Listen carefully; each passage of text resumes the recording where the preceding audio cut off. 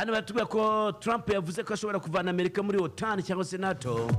Ni Perezida wa Leta Zunze Ubumwe za Amerika Donald Trump watangaje ko ari gutekereza uburyo bwo kuvana Amerika muri OTAN nyuma y'uko Ubwongereza buteganya kwakira inama y'ibihugu 35 bihuriye muri uyu muryango byiga ku gufungura inzira ya Hormuz. Amerika ikaba imaze ukwezi mu ntambara muri Irani yagize ingaruka zikomeye ku bukungu bw'isi muri rusange harimo n'ibiciro by'ibikomoka kuri peteroli. Trump yabanje gusaba ibihugu by'i Burayi bihuriye muri NATO ko byamufasha mu ntambara ya Irani, bivuga ko intambara yatangiye bitagishijwe inama bityo bitayinjiramo. Trump yabwiye ibiro ntaramakuru by'Abongereza Reuters ko yababwiye nyine kuri wa mbere Mata, ababwira ko igihugu ko ari gutekereza kuvana igihugu cye muri OTAN. Ati nzaganira na OTAN byambabaje, byaranambabaje, ariko abajijwe niba yiteguye gukura Amerika muri uyu muryango w'ubutabarane yavuze ko ibyo bishoboka cyane. Ati cyane rwose kandi nta kibazo, wowe ubaye nge ntiwabikora.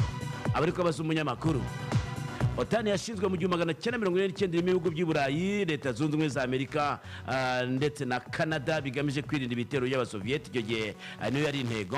Minisitiri w'ububanyi n'amahanga w'Ubwongereza Yvette Cooper akaba azajyana inama n'ibihugu 35 kuri iyi tariki ya 2 Mata rero 2026 baganira ku buryo bwo gufungura inzira ya Hormuz inyuramo 20% by'ibikomoka kuri peteroli bikoreshwa kuri isi ya rurema. Ibiganiro bijyana kuri iyi tariki ya 2. Abantu mutabonye zino video ngiye kuvuga kabisa munyandikiye kuri WhatsApp yanjye, ubundi nzibahereze. WhatsApp uri kubona kuri screen yawe. Abantu mutabonye video y'uyu Murundi kazi, abantu mutabonye video y'umuramyi, abantu mutabonye video za Baritazari, abantu mutabonye video za Emeline, abantu mutabonye video y'uyu nguyu yitwa Jihana, abantu mutabonye video ya Diane kabisa. Ewan, izo video zose ndazifite. Abantu mutabonye video y'uriya mu Minisitiri w'Urubyiruko muri Uganda, umva n'izindi video nyine munzi z'abastari nk'uyu Murundi kazi. Nawe ino video y'ideri gihanze vuba uyu nguyu uri kubona, nawe video irahari. Ewan, izo video rwose mvuze nimba utarazibonye nyandikira kuri 077934171225 ubundi nziguhereze tu, ubundi ukande subscribe, ubundi turye shoretse go duhurire kuri WhatsApp ukabisundi ngutemo. Ubyibwe ko Iran yafunze iriya nzira mu rwego rwo kwihimura ku bitero bya Leta Zunze Ubumwe za Amerika ifatanije na Israeli, ivuga ko izayifunga haba kuri Israeli na Amerika ndetse n'inshuti zabo. Hagati hagaragajwe uburyo Amerika yarashe ku basivile ba Iran bigambiriye. Ani raporo yagaragaje ko Leta Zunze Ubumwe za Amerika zagabye zibizi igitero cya misile zitageragejwe ngo harebwe ingaruka zazo ku basivile bo mu mujyi wa Lamerd mu majyepfo ya Iran. Benshi barahaguye, abandi ngo barakomereka cyane.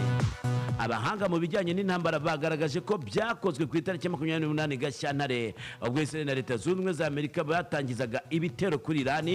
Icyo gihe ngo hakoreshejwe misile yari yubatswe vuba izwi nka PLSM cyangwa se Precision Strike Missile. Inzego zibanze muri Iran zigaragaza ko iki gitero cyagabwe mu majyepfo y'iki gihugu cyaguyemo abantu 21. Ubusesenguzi bwakozwe n'ikinyamakuru The New York Times hashingiwe ku mafoto ndetse no ku mashusho y'ibyabereye muri iki gice bugaragaza ko hashobora kuba harakoreshejwe misile. Iriya misile nakubwiye hejuru nyine ya PSM yakozwe n'igisirikare cya Leta Zunze Ubumwe za Amerika. Ngo ni misile yakorewe gushwanyaguza ibirenze igipimo yahawe, ikanarekura ibishashi nabyo bishobora kwangiza ibindi bintu biri hafi yaho yarashwe. Abahanga rero bati Amerika yabikoresheje ibi bintu ibizi neza.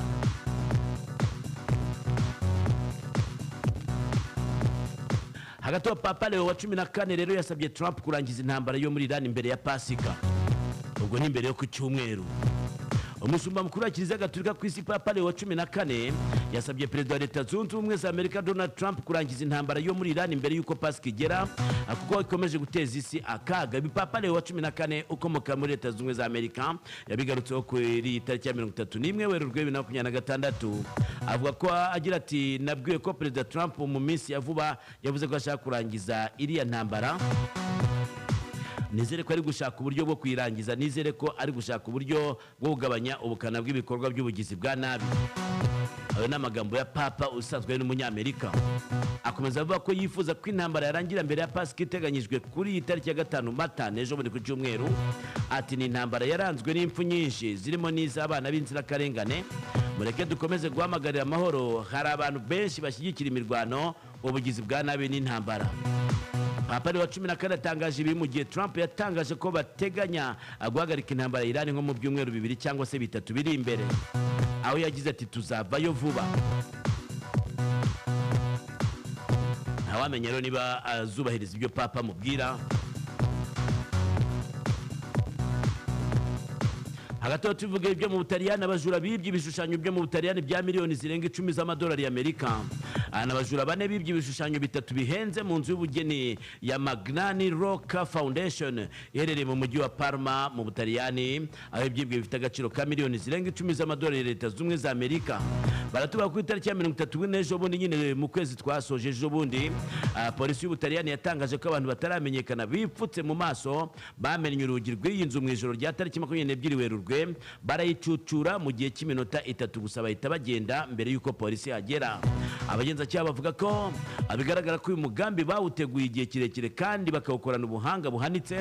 Abajura bakuru y'iperereza avuga ko rero binjiye muri iyi nzu y'ubugeni bamenye urugi rw'inyuma bakoresheje itindo.